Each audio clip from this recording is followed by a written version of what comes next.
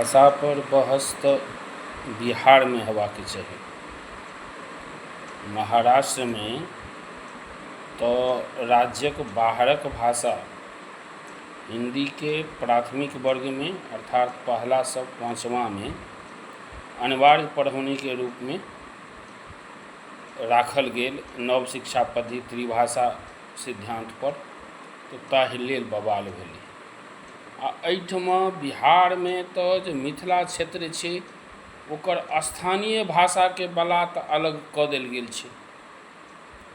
एहिठमा पढ़ौनी में प्राथमिक वर्गक पढ़ौनी में स्थानीय भाषा के रखनेहे नहीं छै।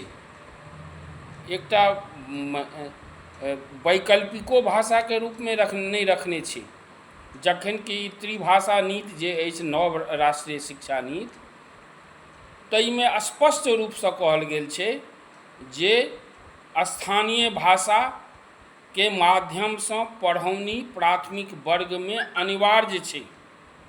आ एतऽ तऽ प्राथमिक वर्ग में मैथिली के माध्यम से मिथिला क्षेत्र में पढ़ौनिए नहीं होइ छै, मैथिली छैहे नहीं।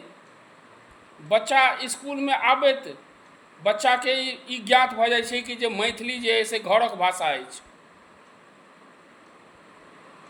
मतलब ओहिठाम से बच्चा के मैथिली के प्रति हीन भावना जन्म लै छै, अरे मैथिली तऽ घरक भाषा छौ। तो सबसे बेसी बहस तो एहिठाम हेबाक चाही बिहार में मिथिला क्षेत्र में भाषा के लेल, लेकिन एहिठाम सब सुतल अछि, ऊपर झापर मैथिली भऽ रहल अछि। लेकिन मूल जे छै जड़ि जे छै जे प्राथमिक भाषा में प्राथमिक वर्ग में मैथिली के माध्यम से पढ़ौनी होय